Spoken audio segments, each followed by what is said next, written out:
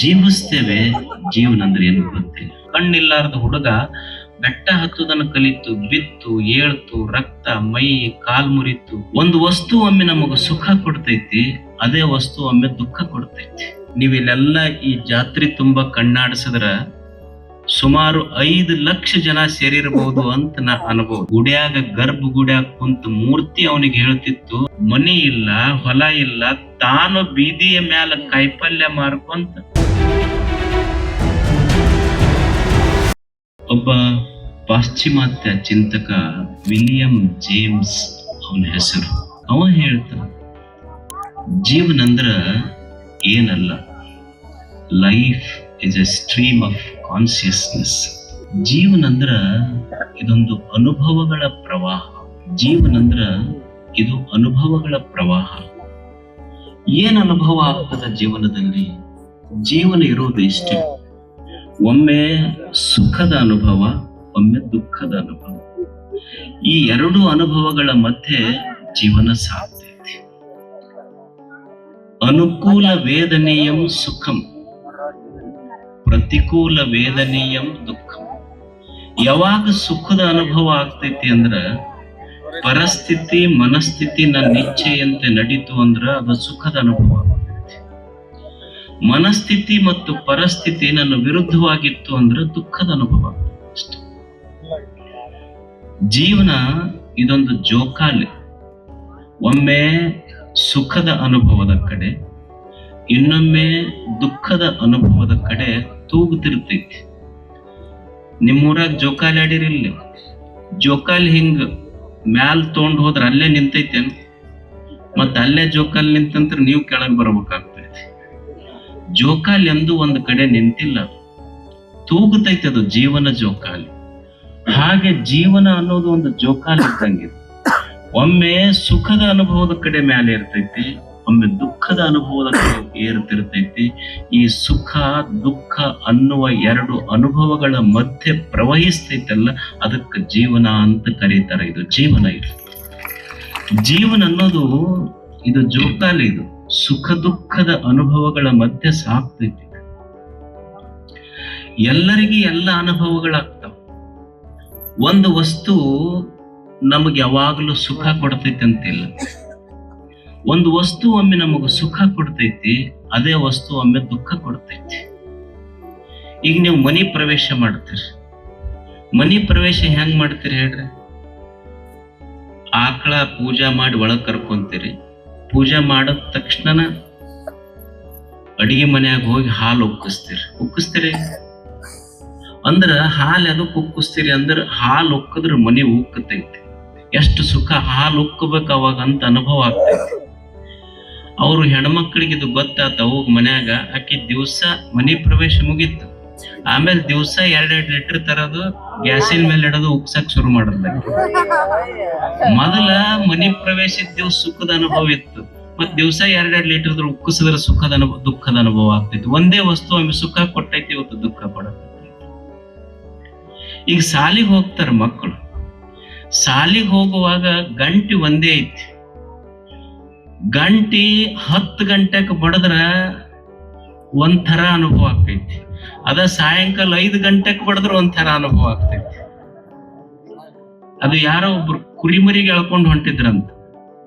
ಆ ಹುಡುಗಂದಂತ ಅವ್ರ ಅಪ್ಪ ಇದಕ್ಕೆ ಸಾಲಿ ಕರ್ಕೊಂಡು ಹೊಂಟ್ರ ಇದಕ್ಕ. ಅದು ಹುಡುಗಂದು ಅವ್ರಿಬ್ರು ಸ್ನೇಹಿತರಿದ್ರು. ನನಗ್ ಕರಿಬೇಕಂದ್ರ ಬಸ್ ಬಂದು ಕರ್ಕೊಂಡು ಹೋಗ್ತೈತಿ. ಅವ ನನಗ್ ಕರೆಕ್ಟ್ ಹೆಡ್ ಮಾಸ್ತರ ಬರ್ತಾನಂತಂದ. ಅಂದ್ರ ಒಮ್ಮೆ ಅದೇ ಗಂಟಿ ಶುರುವಾಗುವಾಗ ಬಡದ್ರ ಗನ ಕಷ್ಟ ಅನ್ಸೈತಿ. ಒದ್ದಾಡ್ಕೊಂತ ಹೋಗಿವಿ.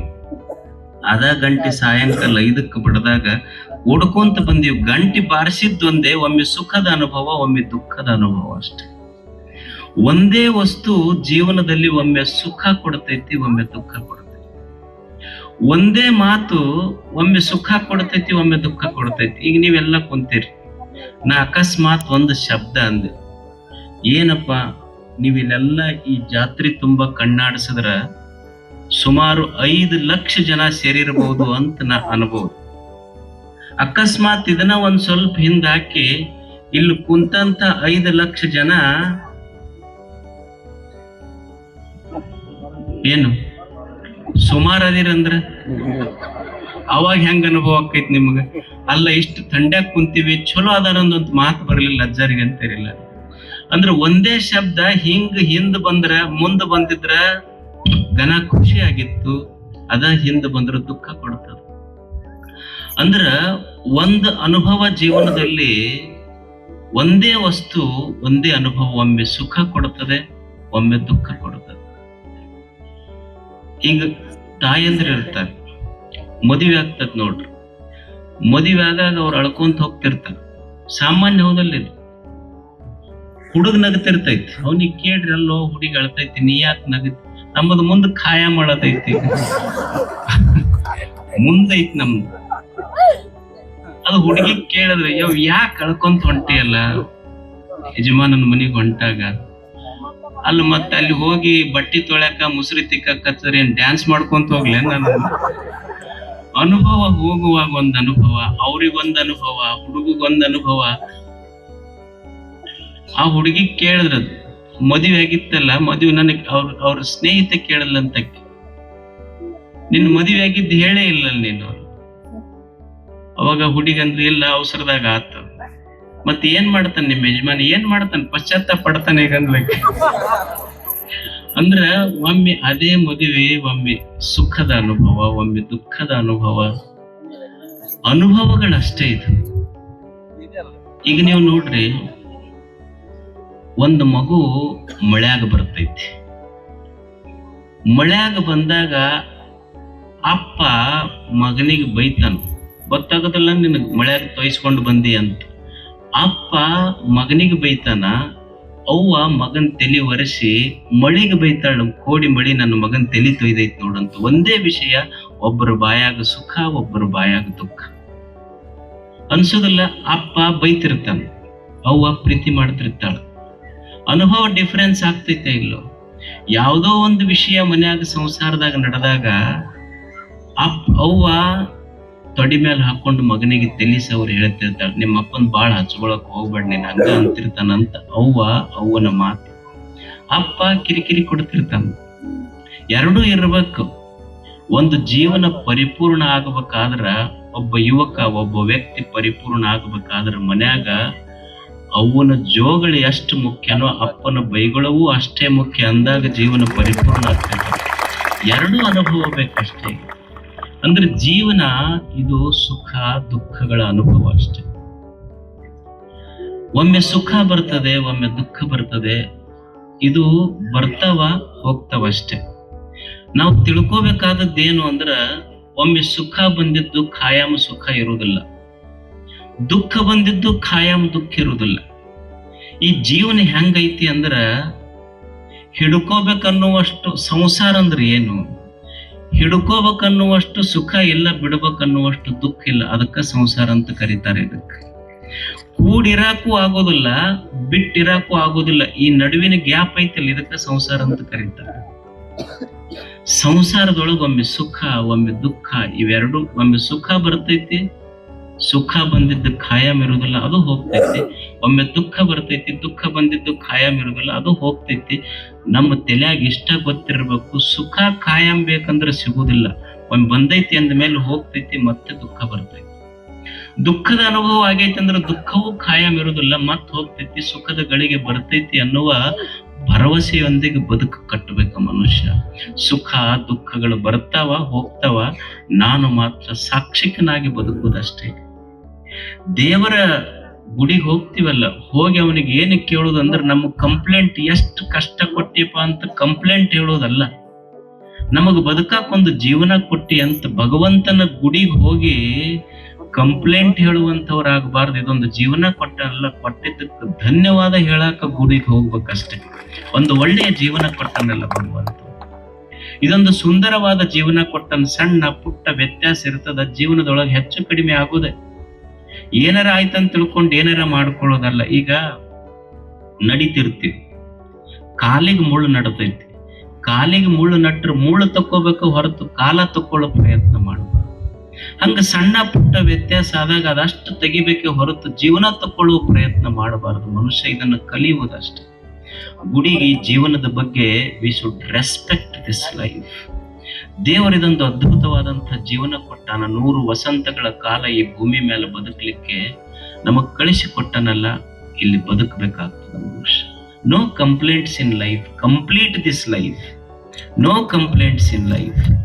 ನಮಗೇನ್ ದೇವರು ಕೊಟ್ಟಾನಲ್ಲ ಇದನ್ನು ಕಂಪ್ಲೀಟ್ ಮಾಡಬೇಕು. ಒಬ್ಬ ಮಹಾರಾಜ ಇದ್ದ. ಆ ಮಹಾರಾಜನಿಗೆ ಒಬ್ಬ ಸ್ನೇಹಿತ ಇದ್ದ. ಮಹಾರಾಜ ಸ್ನೇಹಿತನಿಗೆ ಬಹಳ ಪ್ರೀತಿ ಮಾಡುತ್ತಿದ್ದ. ಮಹಾರಾಜ ಅವ ಸೇವಕನ ಮೇಲೆ ಅವನಿಗೆ ಮಹಾರಾಜನಿಗೆ ಅಷ್ಟು ಪ್ರೀತಿ. ಎಷ್ಟು ಪ್ರೀತಿ ಅಂದ್ರೆ ಅವ ಮಹಾರಾಜನಾದ್ರೂ ಸೇವಕನ ಬಿಟ್ಟು ಉಣ್ತಿರ್ಲಿಲ್ಲ. ಅವ ಯಾವಾಗ ಊಟ ಮಾಡಿದ್ರು ಅವನು ಮುಂದೆ ಕುಂತು ಉಣ್ಬೇಕು. ಸೇವಕ ಮೊದಲು ಸೇವಕನಿಗೆ ತಿನ್ನಿಸಿ ತಾನು ಮಹಾರಾಜ ತಿನ್ನಿತಿದ್ದ. ಏನಾರ ಸ್ವೀಟ್ ಮಾಡ್ಲಿ, ಚಲೋ ಅಡಿಗೆ ಮಾಡ್ಲಿ, ಮತ್ತೆ ಎಲ್ಲರ ಹೊರಗೆ ಪ್ರವಾಸಕ್ಕೆ ಕರ್ಕೊಂಡು ಹೊಂಟ್ರು ಅವನಿಗೆ ಕರ್ಕೊಂಡು ಹೋಗ್ತಿದ್ದ. ಮೊದಲು ಅವನಿಗೆ ತಿನ್ನಿಸಿ ತಾನು ತಿಂತಿದ್ದ. ಒಂದ್ ದಿವ್ಸ ಕಾಡಿನೊಳಗೆ ಹೊಂಟ್ರು ಇಬ್ರು ಸೇರಿ. ಯಾರು? ಮಹಾರಾಜ ಮತ್ತು ಸೇವಕ. ಇಬ್ರು ಕೂಡಿ ಹೋಗುವಾಗ ಒಂದು ಕಾಡಿತ್ತು. ಆ ಕಾಡಿನೊಳಗೆ ಒಂದು ಗಿಡ ಅದ್ರ ಕುಳಿತರು ಇಬ್ರು. ಕುಳಿತಾಗ ಮಹಾರಾಜ ಒಂದು ಹಣ್ಣು ಹರಿದ ಒಂದು 4-5 ಪೀಸ್ ಮಾಡಿ ಮೊದಲು ತುತ್ತು ಅವನಿಗೆ ಗೊತ್ತಿತ್ತಲ್ಲ, ಅವನಿಗೆ ಸೇವಕನಿಗೆ ಕೊಡೋದು. ಅವನಿಗೆ ಪ್ರೀತಿ ಮಾಡ್ತಿದ್ದ. ಒಂದು ತುತ್ತು ಕೊಟ್ಟು ಕೂಡಲೇ ಅವ ಸೇವಕಂದ ಮಹಾರಾಜನಿಗೆ ಇನ್ನೊಂದು ಪೀಸ್ ಕೊಡ್ರಿ ಅಂತ ಮತ್ ತಿಂದ. ಮಹಾರಾಜನಿಗಂದ ಇನ್ನೊಂದು ಪೀಸ್ ಕೊಡ್ರಿ ಮತ್ ತಿಂದ.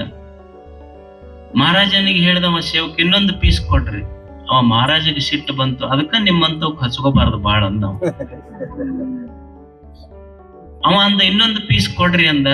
ರಾಜ ಕೊಡ್ಲಿಲ್ಲ. ಅದನ್ನ ತಿಂದು ಕೂಡಲೇ ಎಷ್ಟು ವಿಷ ಹತ್ತಲ್ಲ ಉಗುಳದವ. ಮಹಾರಾಜ ಸೇವಕನಿಗೆ ಕೇಳ್ದ, ಅಲ್ಲೋ ಇಷ್ಟು ವಿಷ ಹಣ್ಣೈತಿ, ನಿನಗ ಇಷ್ಟು ಸಲ ವಿಷದ ಹಣ್ಣು ಕೊಟ್ಟೆ, ವಿಷ ಐತಂತ ಯಾಕೆ ಹೇಳಬಾರ್ದು ನೀನು ಅಂತ. ಅವಾಗ ಸೇವಕ ಕೇಳ್ದ, ಯಪ್ಪ ಇಷ್ಟು ದಿವಸ ಈ ಕೈಯಿಂದ ಸಿಹಿ ಉಂಡೈತೆಲ್ಲ, ಒಂದು ಸಲ ಕಹಿ ಬಂದಿದ್ದಕ್ಕ ಈ ಸಿಹಿ ಉಣಿಸಿದ ಕೈ ನನಗೆ ವಿಷ ಉಣಿಸೈತಂತ ಕಂಪ್ಲೇಂಟ್ ಮಾಡ್ಲಿ ನಾನು. ಇಷ್ಟು ದಿವಸ ಸಿಹಿ ಉಣಿಸೈತಲ್ಲ ಈ ಕೈ, ಕಂಪ್ಲೇಂಟ್ ಮಾಡೋದಿಲ್ಲ. ಕಂಪ್ಲೀಟ್ ಮಾಡೋದಷ್ಟೇ ಜೀವ. ಮನಸ್ವಿ ಕಾರ್ಯಾರ್ಥಿ ನ ಗಣಯತೆ ಚ ದುಃಖಂ ನ ಸುಖಂ. ಒಬ್ಬ ಸಾಹಸಿ ಮನುಷ್ಯ ಹೆಂಗ ಬದುಕ್ತಾನ ಅಂದ್ರ ಅವ ಸಂಕಲ್ಪ ಪುರುಷನಾಗಿ ಬದುಕ್ತಾನ. ಅವನಿಗೆ ಒಮ್ಮೆ ನೆಲದ ಮೇಲೆ ಮಕ್ಕಳುವ ಪ್ರಸಂಗ ಬರಬಹುದು, ಒಮ್ಮೆ ಡೆನ್ವೆಲಪ್ ಬೆಡ್ ಮೇಲೆ ಮಕ್ಕಳು ಪ್ರಸಂಗ ಬರಬಹುದು. ಅವ ನೆಲ ಹಾಸಿಗೆ ಮುಖ್ಯ ಅಲ್ಲ, ನಿದ್ರೆ ಮುಖ್ಯ ಅವನಿಗೆ ಅಷ್ಟೇ. ನಿದ್ರೆ ಬಹಳ ಮುಖ್ಯ ಬದುಕಿ. ಒಮ್ಮೆ ಚಲೋ ಊಟ ಸಿಗಬಹುದು, ಒಮ್ಮೆ ಭಿಕ್ಷಾನ್ನ ಸಿಗಬಹುದು. ಊಟ ಚಲೋದೋ ಭಿಕ್ಷಾ ಮುಖ್ಯ ಅಲ್ಲ, ಹಸಿವು ಮುಖ್ಯ ಜೀವನದಲ್ಲಿ ಅವನಿಗೆ ಅಷ್ಟೇ. ಒಮ್ಮೆ ಚಲೋ ಉಡುಗೆ ಉಡಬಹುದು, ಒಮ್ಮೆ ಹರಕ್ ಬಟ್ಟೆ ಬರಬಹುದು. ಜೀವನದೊಳಗ ಉಡುವ ಬಟ್ಟೆಗಿಂತ ನಡೆವ ಬಟ್ಟೆ ಬಹಳ ಮುಖ್ಯ ಅನ್ನೋದು ಮನುಷ್ಯ ಅರ್ಥ ಮಾಡ್ಕೋಬೇಕು. ಮನಸ್ವಿ ಕಾರ್ಯಾರ್ಥಿ ನ ಗಣಯತಿ ಚ ದುಃಖಂ ನ ಸುಖಂ. ಒಬ್ಬ ಸಂಕಲ್ಪ ಸಿದ್ಧಿ ಪುರುಷ ಹೆಂಗ ಬದುಕ್ತಾನಂದ್ರೆ ಒಮ್ಮೆ ಸುಖ ಬರ್ತೈತಿ, ಒಮ್ಮೆ ದುಃಖ ಬರ್ತೈತಿ. ಭಗವಂತನೇ ಸುಖವೂ ಖಾಯಮಲ್ಲ ಈ ಜೀವನದಲ್ಲಿ, ದುಃಖವೂ ಖಾಯಮಲ್ಲ. ಇದು ಬರ್ತೈತಿ ಹೋಗ್ತೈತಿ ಅಷ್ಟೆ. ಈ ಬರುವ ಒಮ್ಮೆ ಇದು ಜೀವನದ ಮೇಲೆ ಒಮ್ಮೆ ಸನ್ಮಾನಗಳು ಬರ್ತಾವ, ಒಮ್ಮೆ ಅಪಮಾನಗಳು, ಒಮ್ಮೆ ಕಷ್ಟಗಳು ಬರ್ತಾವ, ಒಮ್ಮೆ ಸಂತೋಷದ ಕ್ಷಣ ಬರ್ತೈತಿ. ಬರುವುದಿಲ್ಲೇನ ಕಷ್ಟದ ಕ್ಷಣ ಬಂದಿಲ್ಲೇನ ಜೀವನದೊಳಗೆ? ಎಷ್ಟು ಮಂದಿಗೆ ಬಂದಿಲ್ಲ? ಎಲ್ಲರ ಜೀವನದಲ್ಲಿ ಕಷ್ಟಗಳು ಬರ್ತಾವ. ನಾವು ದೇವರ ಗುಡಿಗೆ ಹೋಗಿ ಬೇಡ್ತೀವಿ ಭಗವಂತನೇ ನನ್ನ ಕಷ್ಟಗಳನ್ನ ಪಾರ್ ಮಾಡಪ್ಪ ಅಂತ. ಗುಡಿಯಾಗ ಇವ ಹೋಗಿ ದೇವರ ಗರ್ಭಗುಡಿ ಮುಂದೆ ನಿಂತು ದೇವರಿಗೆ ಬೇಡ್ಕೊಂಡ, ಭಗವಂತನೇ ನನ್ನ ಕಷ್ಟಗಳನ್ನು ಪಾರ ಮಾಡಪ್ಪ, ಕಷ್ಟಗಳಿಂದ ಪಾರ ಮಾಡು ಅಂತ ಇವ ಬೇಡ್ಕೊಂಡ. ಗರ್ಭಗುಡಿಯಾಗ ಕುಂತ ಮೂರ್ತಿ ಅವನಿಗೆ ಹೇಳ್ತಿತ್ತು, ನಾನ ಉಳಿ ಏಟು ತಿಂದಿದ್ದಿಲ್ಲ ಅಂದ್ರ ಇವತ್ತು ನೀ ಬಂದು ನನ್ನ ಗುಡಿ ಮುಂದೆ ಕೈ ಮುಗಿತಿರ್ಲಿಲ್ಲ. ಕಷ್ಟಪಟ್ಟಿದ್ದಕ್ಕ ನಾ ದೇವರಾಗಿನಿ ಅಂತ ಗುಡಿಯಾಗಿನ ಕಲ್ಲು ದೇವ್ರು ಹೇಳ. ಮನುಷ್ಯ ದೇವರಾಗಬೇಕಾದ್ರೆ ಕಷ್ಟ ಪಡ್ಬೇಕಾಗ್ತದೆ. ನಾವು ಕಷ್ಟ ಬಂದಾವಂತ ತಿಳ್ಕೊಂಡು ದೇವ್ರ ಹತ್ರ ಹೋದ್ರ ಅವ ಏನಂತಾನ, ನಿನಗ ಹೊಸ ಶೈನಿಂಗ್ ಬರ್ಬೇಕು. ನಿನ್ನ ಜೀವನ ಹೆಂಗ ಬಂಗಾರ ಬೆಂಕಿಯಾಗಿಟ್ಟಾಗಿದು ಖರೆ ಬಂಗಾರ ಅಂತ ಗೊತ್ತಾಗ್ತೈತಿ. ನಿನ್ನ ಕಷ್ಟ ಎದಕ್ ಕೊಟ್ಟಿನಿ ಅಂದ್ರೆ ನಿನ್ನ ಕೆಪಾಸಿಟಿ ಗೊತ್ತಾಗ್ಲಿ ಅಂತ ಕಷ್ಟ ಕೊಟ್ಟಿನಿ ಅಂತ ದೇವ್ರು ಹೇಳ್ತಾನದು ಅಷ್ಟೆ. ಒಂದು ಕಷ್ಟ ಬಂದೈತಿ ಅಂದ್ರೆ ನಮಗದೊಂದು ಟೆಸ್ಟಿಂಗ್ ಕೆಪಾಸಿಟಿ ಅಷ್ಟ. ನಾವೇನ್ರ ಸ್ವಲ್ಪ ಹೆಚ್ಚು ಕಡಿಮೆ ಆದ ಕೂಡಲೇ ದೇವ್ರ ಹತ್ರ ಹೋಗ್ತೀವಿ. ಒಬ್ಬ ಈ ಕಂಪನಿ ಇರ್ತಾವಲ್ಲ ಊರಾಗ, ಅವ ಬರೇ ಚುಟ್ಟ ಸೇದೋದು, ರೊಕ್ಕ ಕೊಟ್ಟಲ್ಲ, ಮಂದಿ ಸೇದಿ ಒಗದಿದ್ದು, ಅವ್ ಯಾವೂ ಸಿಗ್ಲಿಲ್ಲ. ಒಂದ್ ದಿವ್ಸ ಅಲ್ಲೇ ಅವ ಏನ್ ಮಾಡ್ತಾನ, ಏನ್ ಕೆಲಸ ಇರ್ಲಿಲ್ಲ, ಬೊಗಸಿರ್ಲಿಲ್ಲ, ಬಸ್ ಸ್ಟ್ಯಾಂಡ್ ಕುಂದಿರ್ತಿದ್ದ. ಊರ್ ಮುಂದ ಮಾರುತಿ ಗುಡಿ ಇತ್ತು, ಎಲ್ಲರೂ ಹೋಗ್ತಿದ್ರಲ್ಲಿ. ಇವ ಏನಂದ, ಏನ್ ಹೋಗ್ತಾವ ಇವ್ ಗುಡಿಗೆ, ಎಷ್ಟ್ ಜನ ಹೋಗ್ತಾವ, ಏನ್ ಕೊಟ್ಟ ನೀವು ಅಂತ ಕುಂದಿರ್ತಿದ್ದ. ಒಂದ್ ದಿವ್ಸ ಯಾರು ರೊಕ್ಕ ಕೊಡ್ಲಿಲ್ಲ, ಕೈಯಾಗ ಪಾಕೆಟ್ನಾಗ ರೊಕ್ಕ ಇರ್ಲಿಲ್ಲ. ದೇವ್ರಿಗಂದ, ನೋಡಪ್ಪ ಇಷ್ಟ ಮಂದಿ ನಡ್ಕೊಂತಾರ, ಬಹಳ ಮಂದಿ ನಿನ್ನ ಗುಡಿಗೆ ಬರ್ತಾರ, ನೀ ಖರೆ ಸತ್ತುಳ್ಳವಾದ್ರ 100 ರೂಪಾಯಿ ಸಿಗ್ಬೇಕು ನೋಡ್ ನನಗೆ ಇವತ್ತು. ಬಂದು ಹೋಗಿ ನಮಸ್ಕಾರ ಮಾಡದ. ನಮಸ್ಕಾರ ಮಾಡಿ ದೇವ್ರಿಗೆ ಹೇಳದ, ಈಗ ನೋಡು, ನೀ ಖರೆ ಸತ್ತುಳ್ಳವಾದ್ರ 100 ರೂಪಾಯಿ ಸಿಗ್ಬೇಕು ನಮಗೆ ಇವತ್ತು. ಮತ್ ನಾವೇನು ಉದ್ರಿ ಭಕ್ತರಲ್ಲ, ನೀನ್ 100 ರೂಪಾಯಿ ಕೊಟ್ಟಂದ್ರ ಮತ್ ನಿನಗ 50 ರೂಪಾಯಿ ಮುಟ್ಟಿಸಿ ಹೋಗ್ತೀವಿ ನೀನು ಹೊಂಡಿ ಪೆಟ್ಟಿಗೆ ಅಂದವ್. ಅಂದ್ ಹಿಂಗ ಬರಕತ್ತಿದ್ದ, ನೋಡ್ತನ ಒಂದು ನೋಟ ಬಿದ್ದಿತ್ತು ಎದ್ರಿಗೆ. ತಗೊಂಡ ನೋಡ್ತನ 50 ರೂಪಾಯಿ ನೋಟ್. ಅದಕ್ಕ ಬರ್ತಾರಪ್ಪ ನಿನ್ನ ಗುಡಿಗೆ ಜನ, 50 ರೂಪಾಯಿ ಕೊಟ್ಟಿ ಖರೆ, ನಾ ಕೇಳಿದ್ 100 ರೂಪಾಯಿ ನಿಂದ 50 ರೂಪಾಯಿ ಮುರ್ಕೊಂಡ ಕೊಟ್ಟಿನಿ ಅಂದವ ದೇವ್ರ. ಇವ್ರು ಮಂದಿಗೆ ಟೊಪ್ಪಿಗೆ ಹಾಕವ್ರಲ್ಲ, ದೇವ್ರಿಗೆ ಟೊಪ್ಪಿಗೆ ಹಾಕವ್ರಿ ಇವ್ರ. ಅದಕ್ಕ ಅವ ಮಾರುತಿ ನೀವು ಹೋದಾಗ ಈ ಕಡೆ ಹೊಳ್ಳಿ ಕುಂತ ನಿಮ್ಮನ್ನೆಂದು ನೋಡಕ್ ಹೋಗುದಿಲ್ಲ. ನಾವು ಕಷ್ಟ ಬಂದಾಗ ದೇವ್ರ ಗುಡಿಗೆ ಹೋಗಿದ್ದು ಬೇಡ ಕಷ್ಟ. ಆದ್ರೆ ನಾವು ಎದಕ್ ಹೋಗ್ಬೇಕು ಅಂದ್ರೆ ಬರೇ ಭಿಕ್ಷುಕನಾಗಿ ದೇವನ ಗುಡಿಗೆ ಹೋಗೋದಲ್ಲ, ದೇವನ ಗುಡಿಗೆ ಹೋಗೋದು ಭಗವಂತನೇ, ನಾನು ಭಿಕ್ಷುಕನಾಗಿ ನಿನ್ನ ಹತ್ರ ಬಂದಿಲ್ಲ, ಜೀವನ ಕೊಟ್ಟಿಯಲ್ಲ, ಕೊಟ್ಟ ಜೀವನಕ್ಕಾಗಿ ಒಂದು ಧನ್ಯವಾದ ಹೇಳಲಿಕ್ಕೆ ಬಂದಿನಿ ಅಂತ ಭಗವಂತ. ಬರ್ತವೆ ಜೀವನ ಅಂದ್ರೆ ಸ್ವಲ್ಪ ಕಷ್ಟ ಸುಖ ಇರ್ತವೆ. ಒಮ್ಮೆ ಮಾನ ಅಪಮಾನಗಳು ಬರ್ತಾವ, ಸನ್ಮಾನಗಳಾಗ್ತಾವ, ಅಪಮಾನಗಳು ಬರ್ತಾವ, ತಡ್ಕೋಬೇಕಾಗ್ತದ ಮನುಷ್ಯ. ಏನ್ರಿ ನಮಗ್ ಬಹಳ ನಿಂದೆಯ ಮಾತುಗಳಾಡ್ತಾರ ಜನ ಅಂತ ಅನ್ಬಹುದು. ಬರ್ತಾವೆ. ಯಾವ ಕುದುರೆ ಓಡ್ತೈತಲ್ಲ, ಓಡೋ ಕುದುರೆಗೆ ಚಾಟಿ ಎಟ್ಟು ಬೀಳ್ತಾವ. ಯಾವ ಚಲೋ ಮಾವಿನ ಹಣ್ಣು ಕೊಡ್ತೈತಲ್ಲ, ಚಲೋ ಹಣ್ಣು ಕೊಡೋ ಮಾವಿನ ಗಿಡಕ್ಕ ಕಲ್ಲೆಟ್ಟು ಬೀಳ್ತಾವ.